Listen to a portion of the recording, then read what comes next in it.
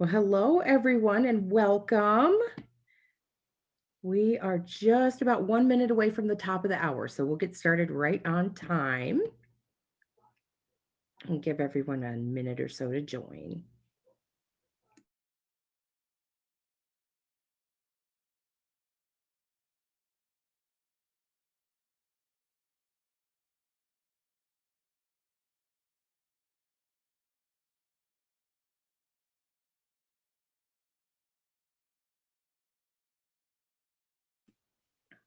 Okay, I still see a few people joining, but just to be respectful of everyone's time, I want to go ahead and get started. So, thank you for joining us this afternoon for training on respectful workplace. This training is for leaders and managers.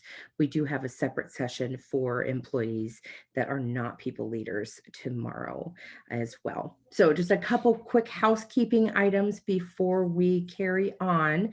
The session is muted today for all participants. If you have comments during the session, go ahead and put those in chat like you would in a normal Zoom call. Uh, at the end of our broadcast today, we will save a little bit of time for a Q&A session. So if you have questions related to harassment, discrimination, etc., please go ahead and put those in the Q&A tool as we go through today's session. You can ask questions anonymously. There's a little button you have to check in order for your question to be anonymous. And I will get to as many of those questions as we can at the end of today's session. So without further ado, let's jump right into our presentation.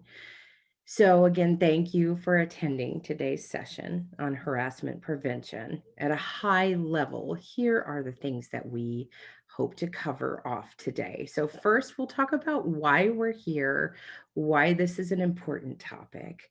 Second, we'll talk about what you need to know about the law. And finally, we'll wrap it up with how you can help create a positive and respectful working environment. So we'll start at the start with why are we here? So, creating a respectful work environment free from harassment and discrimination is crucial to our continued path to success. Employees thrive when we're empowered to experiment, learn, be curious, and be comfortable enough to fail every once in a while. That means that we need to create a work environment that is comfortable, safe, respectful, and one that appreciates new ideas and diversity in thought. So, therefore, it's our goal today to talk about how we can continue to create a work environment that enhances our employee experience. So, research shows that harassment and discrimination are present in the workplace. Employees don't feel safe or comfortable being their most authentic self. Research also shows that company performance suffers, including lowering morale. It negatively impacts the employee experience, compromises an employer's reputation in the community, affects our ability to recruit and retain talent, and so much more. So, here is what we would like to accomplish together today. We want to work to promote positive and productive working relationships, give you the tools that you need to thrive and perform your best every day, empower you to create a work environment that is comfortable and encourages creativity, innovation, and diversity in thought. And we want to make sure that we can identify and eliminate harassing, discriminating, and bullying behaviors that interfere with your mission, your vision, and your company's values. So, a couple things we are not here to do today. We don't want to create any unnecessary rules or policies. We don't want you to leave here feeling nervous or uncomfortable about interacting, with your subordinates, with your coworkers, or prevent you from being your full self every day at work. That is not the aim of today's session. So today, what we want to review is the federal law that defines harassment and discrimination. It's known as Title VII. We'll talk about what it is and also what it isn't. We'll review how you can respond to unwelcome behaviors yourself and how each of you can continue to contribute to that positive work environment. We'll talk a little bit about your role as a manager. Those of us who lead people in our organizations have a duty to act. So we'll talk about what that means for you and why it is so important to pay attention to that. So, what you need to know. So, Title VII, back in 1964, when Title VII was enacted, our country was in a very different state. So, we were in the midst of a civil rights movement where segregation was still really prominent. At that time, the federal law was put into place to bring equality into the workplace. So, specifically, Title VII prohibits harassment and discrimination against individuals on the basis of a protected class, which we'll review further.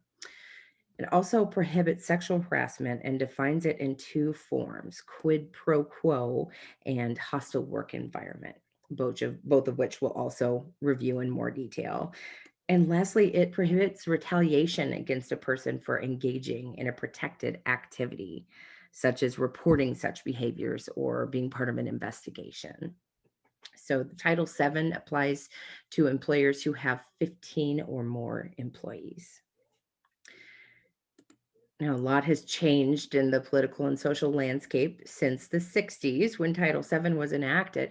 And one thing I'd like to point out is this summer, the federal government added even more protection for LGBTQ employees. So the state of Colorado and many other states already had protection at the state level. But at this point, the Supreme Court has also issued a ruling that makes equal treatment for LGBTQ employees a federal mandate as well. So, to understand the law, it's important to understand what is defined as a protected class, right? Because Title VII and other anti discrimination laws protect people in these classes, right? So, on the left hand side of your screen, you'll see the protected categories defined under federal EEO law. So, race, color, religion, etc. Colorado state law has added several additional protected categories that you see there on the right-hand side. Sexual orientation was already protected in Colorado before the federal mandate. AIDS and HIV status, mental illness, etc.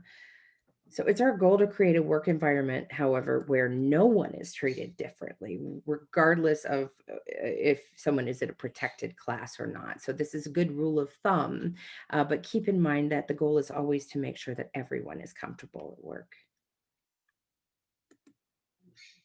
So what is discrimination? It's defined as treating people differently based on their protected class. Discriminatory behaviors can range from being overt and really in your face to really very subtle. So, some examples would include on the overt side, discriminatory or biased statements. Those statements could be about a group of people or one employee specifically. A different treatment of similarly situated people. So, for example, male employees might be given higher pay and better opportunities than their equally skilled female colleagues, or Hispanic employees might be assigned to lower level tasks and jobs than their similarly skilled non Hispanic counterparts. On the very subtle side of the range, you have disparate impact of a decision, a policy, or a plan on a given group in the workplace. So, for example, um, if disabled workers are terminated more frequently for violating the attendance policy than their non disabled counterparts, there you see disparate impact. So, the goal of the policy was not to discriminate against disabled folks. However, that was the impact. So, we call that disparate impact, and we really have to watch for that with our policies and our practices. So we have some pop quizzes. No worries. None of these are graded. Your answers are going to be completely confidential and anonymous. I won't even know who said what. So, what I would like to do is go through this scenario, and then I'll put a poll up on the screen, and I'd like everyone just to cast your vote. What we want to know is if this situation could constitute discrimination. So you observed one of your direct reports, Dan, taking what you think is some kind of a medication. Days earlier, you and Dan had a discussion in which Dan disclosed that at least one of his family members suffers from heart disease and high blood pressure.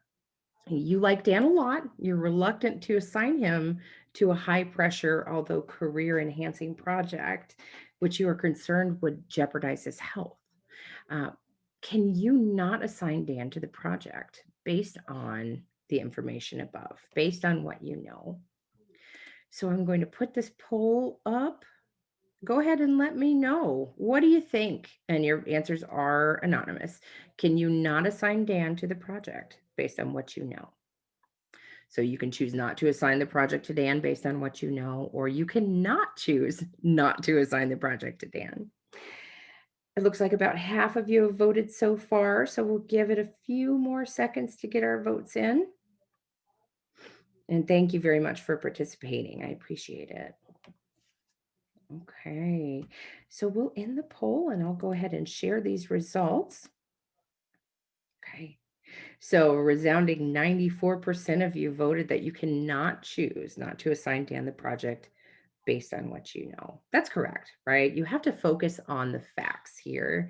So, what skills or strengths are needed to succeed in the role?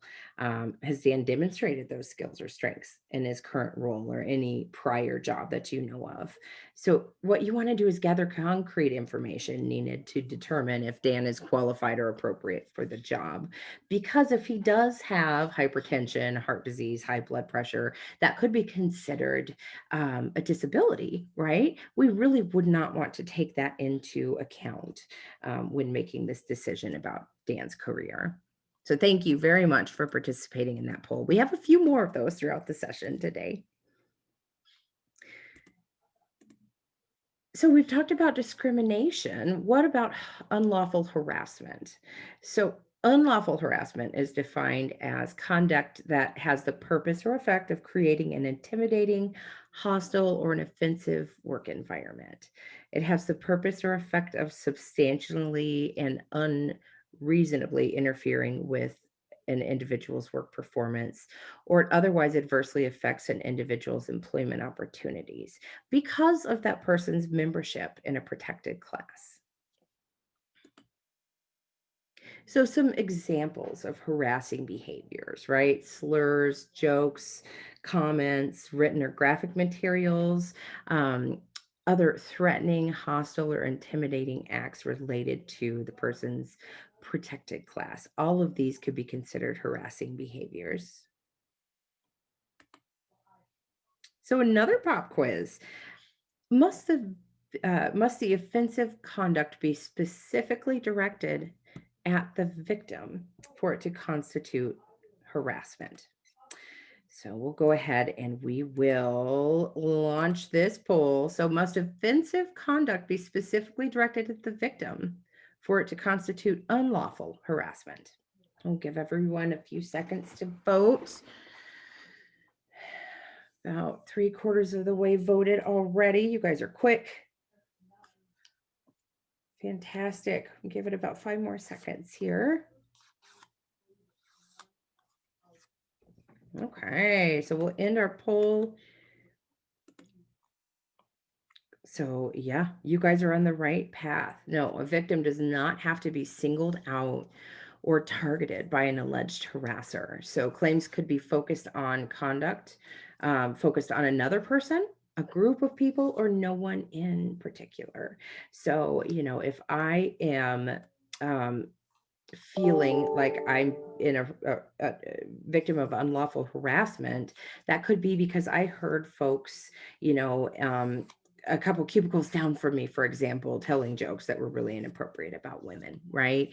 I'm not being harassed. They didn't come up and say, "Hey, Liza, here's this joke I want to share with you," right? But I still heard it. It's still part of my work environment that I can't necessarily get away from, right? So in that case, I could certainly be considered the victim. Okay. So here are some examples of harassment cases where the employer was found to be at fault. Um, in the first case, the manager insisted on referring to the plaintiff as Manny, despite repeated objections from the employee. The manager expressed the view that a Western sounding name could increase chances for success and be more acceptable to the company's clientele. Um, in the second case, the manager subjected the employee to religious lectures, made highly personal inquiries into her private life, and told the plaintiff that she was leading a sinful life. So we have two very, very different situations. Both could be considered harassment. So in the first situation, you've got issues with national origin, possibly racism, xenophobia, etc. And the second, this is a really prime example of religious freedom, right? Religious freedom in the workplace does not necessarily just mean the right to believe. It also covers the right to not believe. It covers atheism and agnosticism as well. So what about bullying, right? Workplace bullying was not necessarily a thing, right? Back in 1964 when these laws were created. It certainly still happened, but it wasn't something that was talked about or addressed, right? And it's really a growing concern in corporate America today. And courts are beginning to view this as a form of harassment. So, in essence, workplace bullying is considered equal opportunity harassment, right? Where the offensive and hostile work environment is created for everyone equally. Workplace bullying is defined as a persistent pattern of mistreatment from others in the workplace that causes harm. It often involves an abuse or misuse of power. Now, that could be real power or perceived power. And bullying behavior creates feelings of defenselessness, injustice in the target, and undermines an individual's right to dignity at work. So bullying could come in the form of verbal bullying, nonverbal, psychological, physical abuse, and intimidation. So, what does bullying behavior look like, right? Here's some examples: being treated differently than the rest of the work group, being blamed for mistakes, misses, etc., without factual justification, being excluded or socially isolated, being shouted at, sworn at, humiliated, uh, threats made to a person's employment, physical intimidation, withholding vital information in the hope that the employee fails, right? Or doesn't have the info to do their job. Um, being given unrealistic deadlines for their work, etc. So let's look at this scenario, and then I'd love to know your impression of it. So Frank, a manager, has a fiery temper. He shows frustration easily and is quick to anger when tasks around the office are not completed according to his timeline. Female employees in the office have been the target of his outbursts on several occasions, and he's even been known to throw objects toward a female when he becomes frustrated. Frank's female employees maintain that he has never made a single sexual or gender related remark. He's never made any lewd comments, referred to women in gender specific terms, and he's never imposed gender specific requirements. So, what do we think? And I'll launch our poll here. Um, is Frank's behavior workplace bullying or harassment? Or is it both? I know this is kind of a tough one. Thank you for participating in the poll. We're almost halfway voted, so we'll give everyone another 15 seconds or so.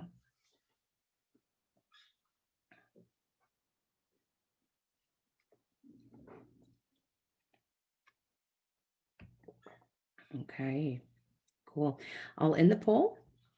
and share our results. So we've got a mixed bag here, right? So 33% said bullying. Nobody said it was harassment. Some folks did say it was both.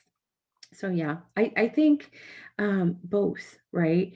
This would definitely be considered bullying behavior. We know that because it has the purpose or effect to cause verbal and psychological abuse or humiliation, right? We don't scream and yell and throw things in the workplace without um, that purpose behind it, right? Um, it might even rise to the level of unlawful harassment if Frake's behavior is consistently directed towards women. So we know he does it to women. What we don't know at this point from this information is, does he do it to the guys too? Is he an equal opportunity harasser, or is he targeting just the women in the office? So either way, Frank does not sound like a fun guy to work with.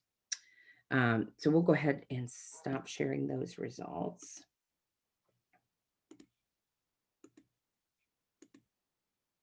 Okay, so we've talked about bullying and harassment. Let's talk about sexual harassment. So, the definition of unlawful sexual harassment is unwelcome sexual advances, requests for sexual favors, and other verbal or physical conduct of a sexual nature. There are two forms of sexual harassment: quid pro quo, where submission to or rejection of such conduct is made a term or a condition of employment or as a basis for an employment decision. So that could happen either explicitly or implicitly. And the second form is hostile work environment, where such conduct has the purpose or effect of unreasonably interfering with an individual's work performance or creating an intimidating, hostile, or an offensive work environment. Um, I would say probably 99% of all of the sexual harassment claims that I have been involved um, in my HR career have been hostile work environment claims. Quid pro quo claims are actually pretty rare.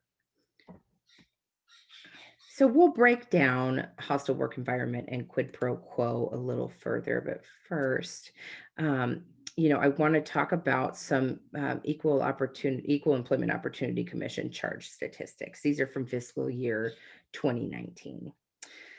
So, despite what we're seeing in the media lately, the issue extends beyond Hollywood, it extends beyond Congress. The number of claims filed with the EEOC have increased every year since 2010 until 2019. So you'll see that in 2019, EEO charge statistics for sexual harassment charges decreased 1.3%. So it's kind of an interesting trend, and we'll see if that trend continues.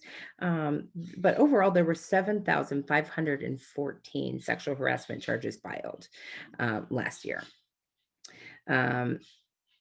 Another important statistic that I want to point out is 16% of those claims were filed by men. So this is not just male to female issue, right? Sexual harassment can be female to male, can be male to male, female to female, etc. And this is just the cases that were reported through to the EEOC. This doesn't include any in-house complaints, right? Where a member of the HR department would have handled that complaint before an employee felt like they needed to take that complaint outside of the organization. That's a lot, right? So EEOC, we've got a question in chat, stands for the Equal Employment Opportunity Commission. Thanks for your question. Okay. So quid pro quo cases, they're generally really black and white, right? Quid pro quo literally means this for that, right? There are some obvious examples of quid pro quo. I'll give you that great assignment if you go out with me. Well, I transferred that file to someone else after you told me you were uncomfortable with my flirting. I wouldn't want you to feel uncomfortable. Have dinner with me and we'll discuss your prospects for promotion. And like I said, aside from, what we see in the media, the quid pro quo cases are actually really pretty rare.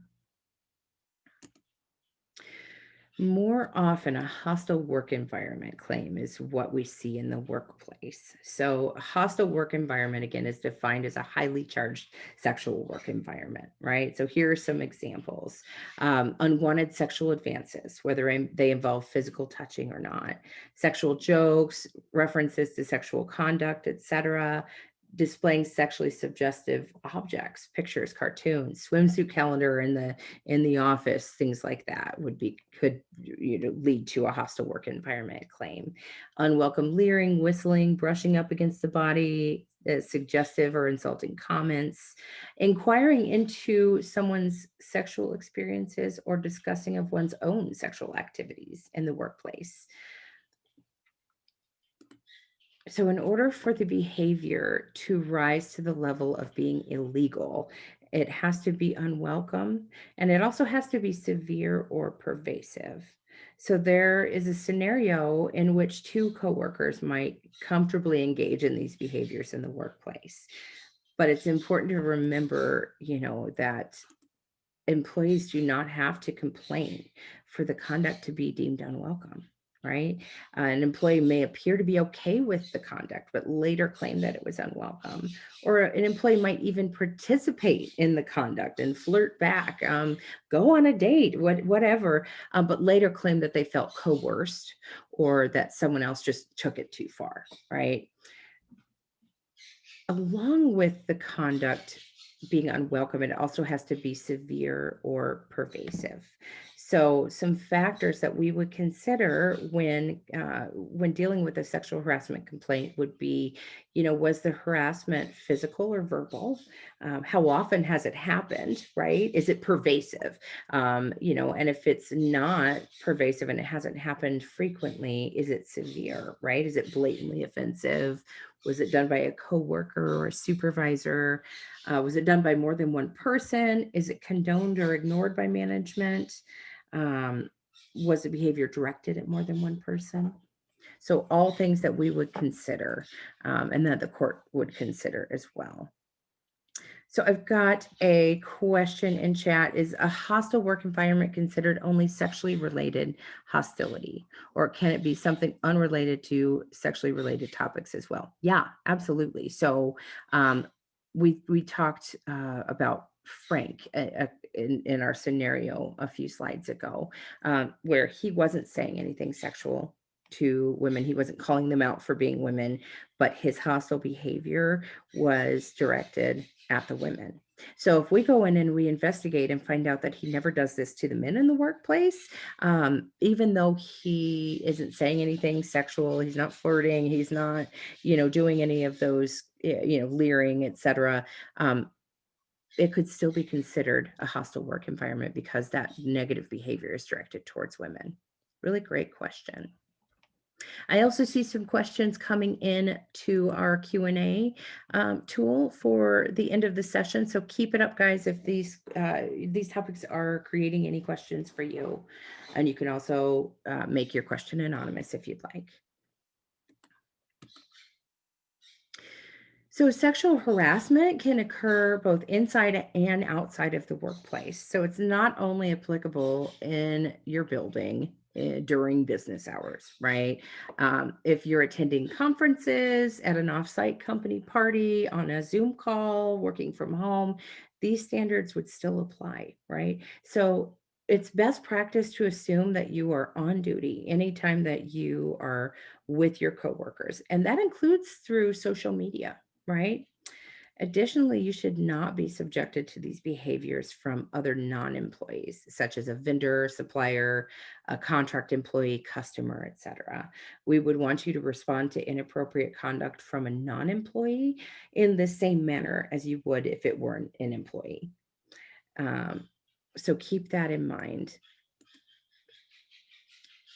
I'll point out that we recognize most of the time that harassment is unintended, right? Um, However, when we're investigating a claim, we would consider the impact of the behaviors and not the intention.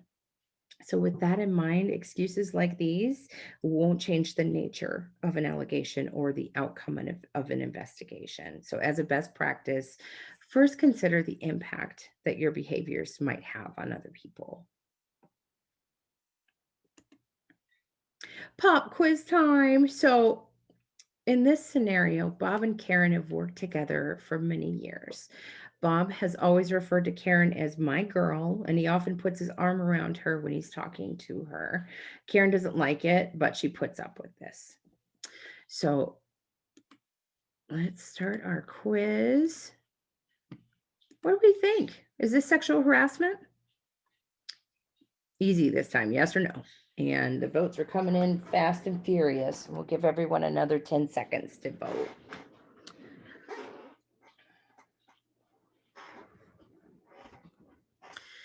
Okay. Almost everyone's voted, so we'll go ahead and end our polling. Here's the results. So 89% of you said, yes, this is sexual harassment. And you're right, Bob's conduct may constitute sexual harassment. It's unwelcome and it's of a sexual nature, right? So it's related to her gender, even though he's not outwardly making advances at Karen, he's still calling her my girl. He wouldn't say that to a male counterpart. He's walking up and putting his arm around her when he's talking.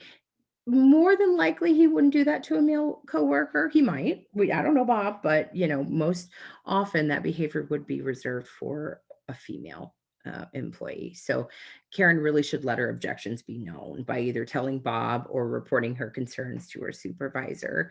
If Bob's actions continued, then yeah, it would definitely be sexual harassment. So we don't have any poll on this question, but just some food for thought. What if you're Karen's coworker and you observe this happening? Think about how would that make you feel, knowing what you know now, and what actions you might take. And then we'll move into our next pop quiz. So another scenario, you're in the break room and two coworkers of the same gender there. One employee makes a few jokes of a sexual nature and the other coworker remains quiet. So let's launch our quiz. What do we think? Could this be sexual harassment? Your coworkers in the break room are of the same gender. One of them's making sexually related jokes, the other one is quiet. We'll give everyone a few more seconds to vote. We're almost there already. I love it. Awesome. Okay, so let's share our results here. Yeah, 86% said yes, sexual harassment. That's definitely how we should treat this, right? It may constitute hostile work environment, sexual harassment. One of the coworkers could be offended and the jokes are of a sexual nature. So if an employee is offended, they should let their objection be known by either going straight to the coworker and saying, hey, your joke's inappropriate. Can you not?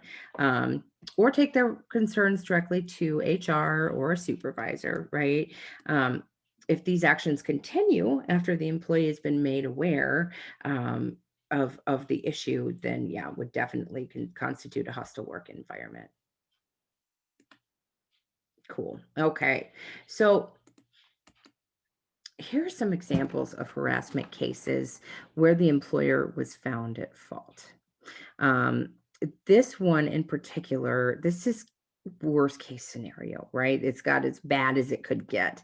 Excuse me. So Alford versus Aaron Rentz in June of 2011, the verdict came in. So it's the largest individual sexual harassment jury verdict awarded outside of the state of California. A 20-year-old rental store clerk alleged that a pattern of harassment initiated by her supervisor began with his use of degrading pet names and ultimately ended in his sexual assault of her. So back in 2006, she complained to the company's harassment hotline, right? She did what she was supposed to do. She called HR, and the complaint was not properly followed up with by HR. The harasser supervisor confronted the plaintiff about the complaint in front of the harasser, right? Saying that she should watch her back. The jury awarded a $95 million verdict to the plaintiff in this case. So like I said, again, this is worst case scenario, started out with degrading pet names, ended in sexual assault. Um, but overall, the jury found in favor of the plaintiff and gave a really huge verdict, um, because the employer didn't do the right thing here, right? You had HR not follow up, and you had the harasser supervisor confronting the plaintiff. So that leads us into talking about retaliation, right?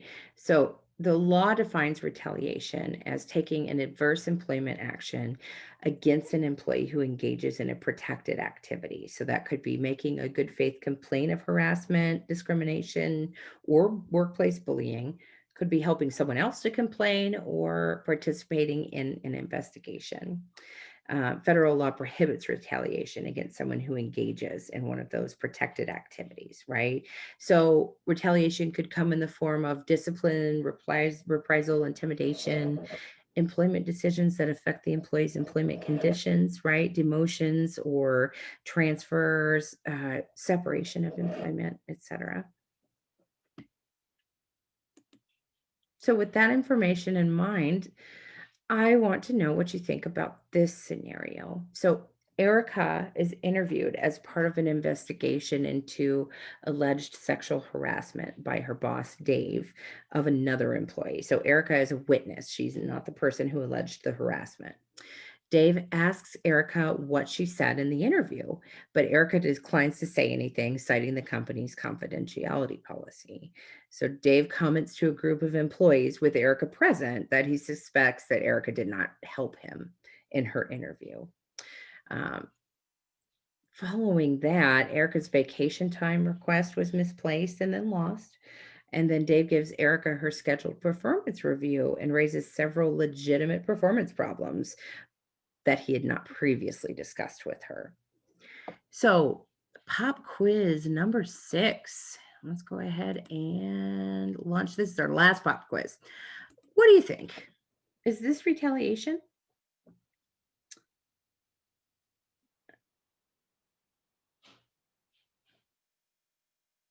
Awesome. We'll give everyone about 15 more seconds to respond.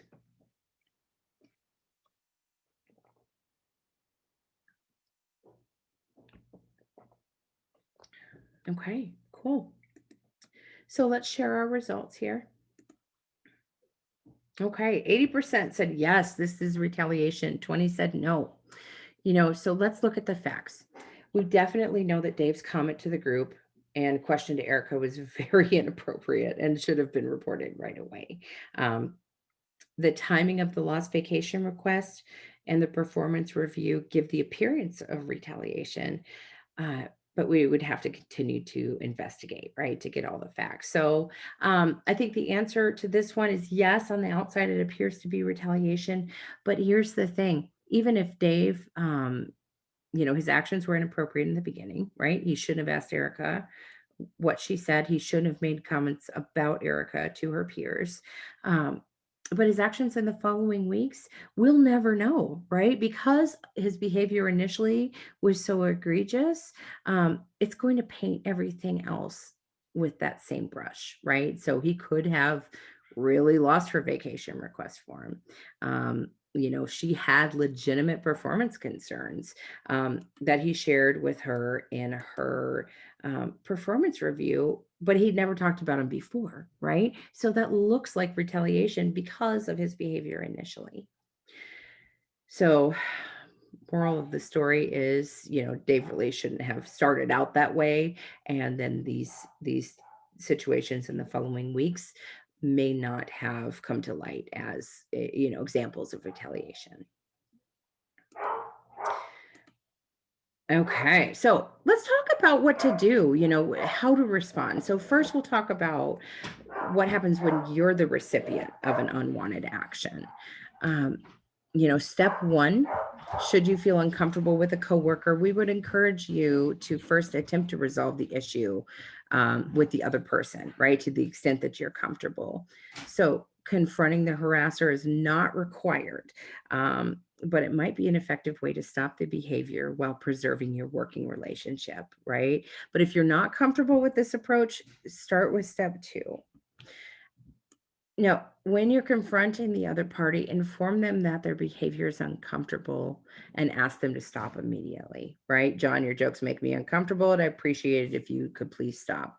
That's it, short and sweet, right? We encourage you to keep documentation, though, of all incidents, including any witnesses, the date, time, location, and how you responded.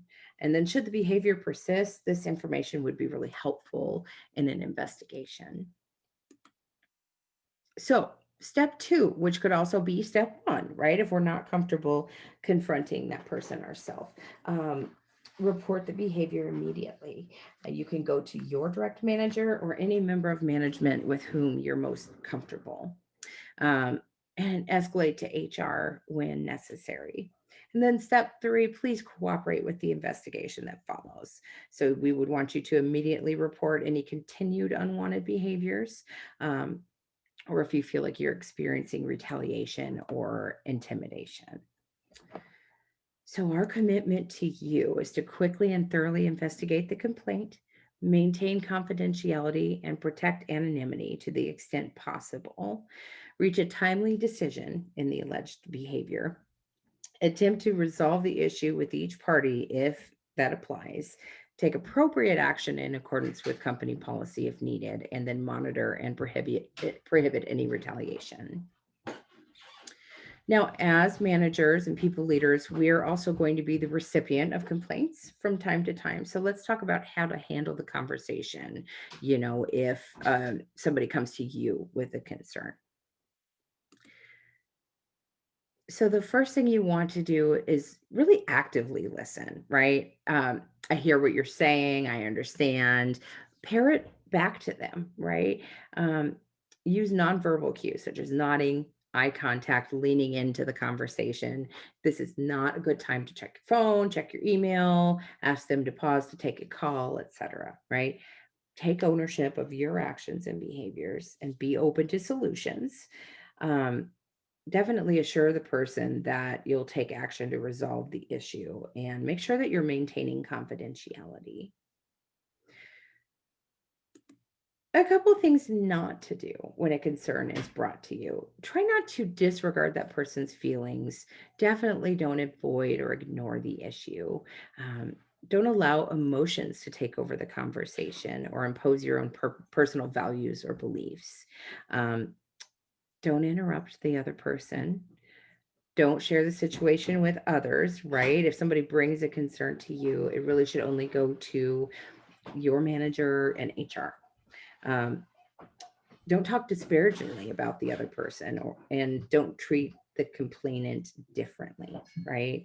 Um, the last thing, a person who makes a good faith complaint of harassment or discrimination, last thing they want is to be treated differently or feel like you're tiptoeing around them after that, right? So we'll talk about some management responsibilities by first talking about, what does this mean for your company, right? So risks of claims are real, particularly in today's climate. Costs of claims are high, so it's not just the financial cost, but it's also the reputation to the organization. Claims typically focus, like we talked about, on managerial action or inaction. And failure to respond appropriately is often viewed as the real wrong and is most severely punished by judges and juries. So, for you as a manager, what this means is that, you play a critical role in mitigating the risk and helping create a safe work environment.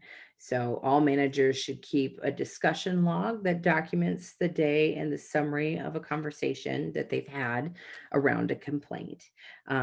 It's important to keep your documentation just to the facts. So, no opinions, judgments, assumptions.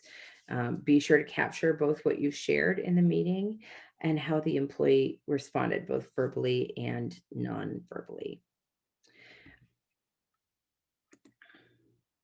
In the eyes of the law, anything a manager does or doesn't do is a reflection of the company's action or inaction. So your actions are a factor in a legal case. So whether you see it, hear it, or hear about it, it's important that you report anything that may be in violation of company policy or EEO laws so that we can follow our internal procedures. So just remember that knowledge triggers an immediate non-discretionary duty to act, right? You have to report. We, as a company, have to investigate, take appropriate corrective action, and prevent future violations. So, should you receive a complaint, we ask that you simply collect the facts, try to remain impartial, and seek only to uncover the facts of the case. Make sure you take every concern seriously and always reassure the employee that we will look into it as soon as possible, and then immediately report the allegation to HR and to management. So, here are the most common mistakes when handling a complaint. So, an inappropriate initial response, right? Expressing your own opinions, discouraging the complaint, right? Either by verbal or nonverbal conduct.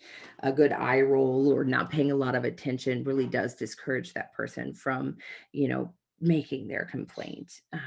Don't prejudge the claim or defend the harasser. Well, Dan would never act like that, right? They're telling you Dan did act like that. So that is not the time to make that comment. Um, Second mistake is not registering comments as a complaint. So if somebody that, in the workplace says, gosh, Sue is always making comments about guys and how they look, right? Um, that's a complaint. That little light bulb should go off in your head there. Register that as a complaint, even though it was just an offhand comment. She said it around you, a manager or a leader, and it was intended for you to hear. So dig in there, right? Maybe it's nothing, but don't ignore it. Mistake number 3, not taking complaints seriously because the complainant is maybe a poor performer, um, not a regular worker, contract worker, or lacks credibility for some reason. Um, Mistake number 4, allowing the complainant to control the process. Um, a manager saying, well, I didn't tell you because they told me not to do anything about it. Once you have a complaint, it has to go somewhere, right? You can't sit on that because they told you not to tell anyone. If somebody comes to me in my HR capacity and says, hey, I got to tell you something, but you can't tell anyone else, I will never promise that. That's not fair because, yes, I want to protect people, and their anonymity. But at the same time, I can't just let a complaint sit there undocumented or you know, not handled, right? Complaint number 5, or mistake number 5, not knowing or following company policy. Um, so when in doubt, check with HR, read your handbook. So let's wrap up our session today, just talking about, how you can continue to contribute to a positive working environment. So we're guided by our core values, right? These should serve as your North Star for all workplace interactions, both internally and externally. Roy Disney says it's not hard to make decisions when you know what your values are.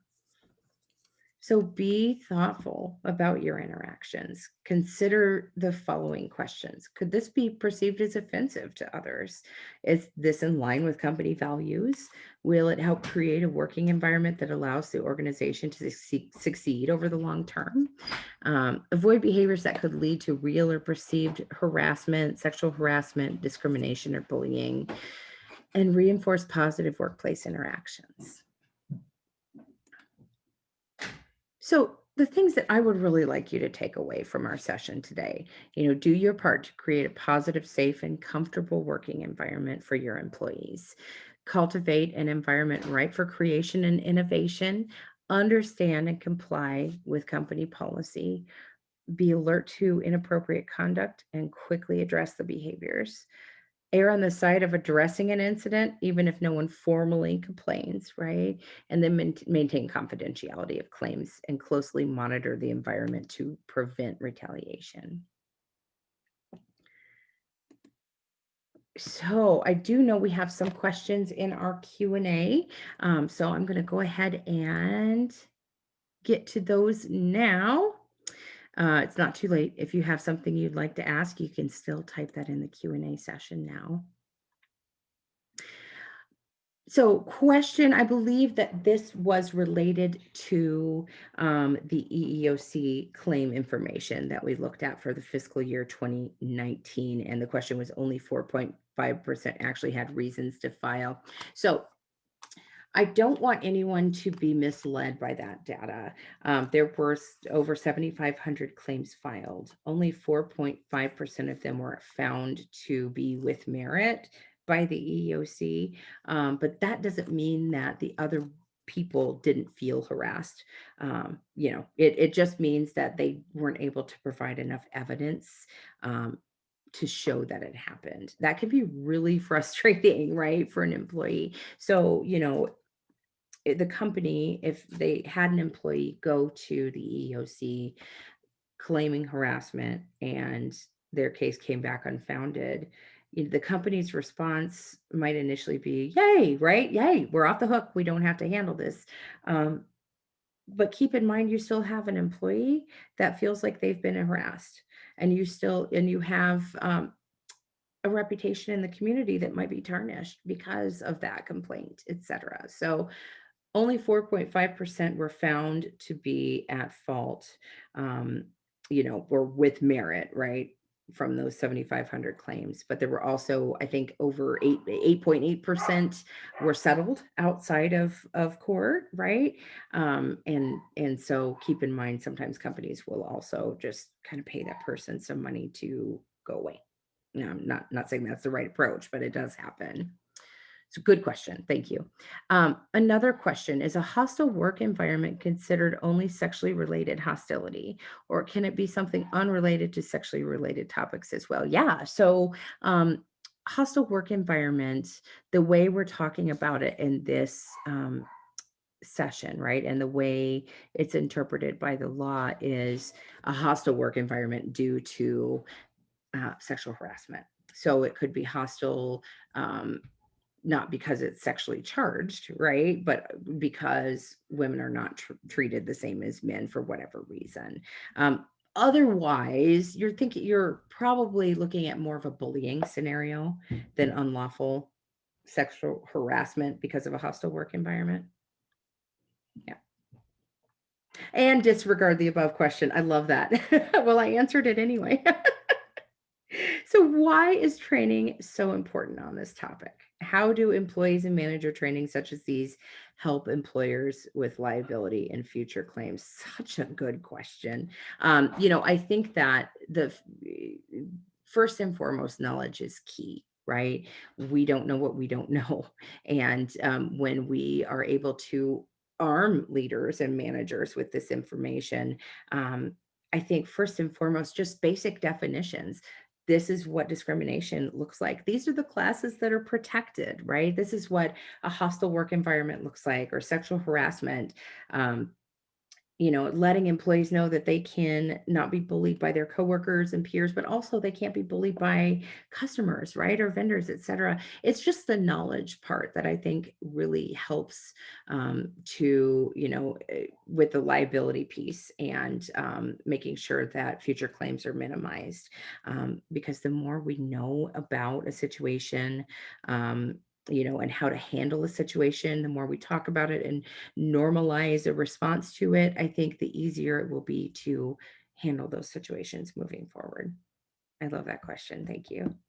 Um, is there a time frame the complaint must be received within?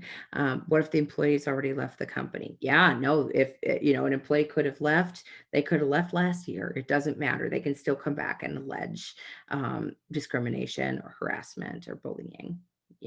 When an employee or a former employee comes back and makes those allegations, it's really important that the company and the HR team still treat that right, as a complaint that you would receive from a current employee. The reason being is that that former employee, they felt strongly enough that they came back to talk about it, which also means they'll feel strongly enough to go file a complaint with the EEOC. They'll feel strongly enough to sue, right? And so it doesn't matter that they're not a current employee anymore. You're still looking at the same damages, right? Damage to your company reputation, both internally and out in the community, and the fact that whoever that person is complaining against, right? What if it's a manager that's still with the company and still behaving that way to others? Yeah. So no time frame. This could happen, at any time.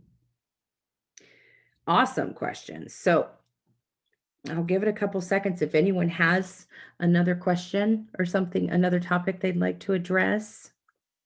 Keep in mind, you can always come to your concurrent HRO partner, your internal HR, and ask questions like this at any time. So when I end the webinar session today, you should be automatically redirected to a survey. It's going to take you 2 minutes tops. Please let us know, how did we do? Did you feel like the content of today's session was valuable and relevant for you and for your company? And then give us feedback about other sessions and trainings that you would be interested in. And thank you so much, everyone, for participating today. And Tanner Flynn says, thank you. Thank you, Tanner Flynn. I appreciate your participation. All right, guys, we'll give everyone their time back. And thank you so much for joining us today. Take care.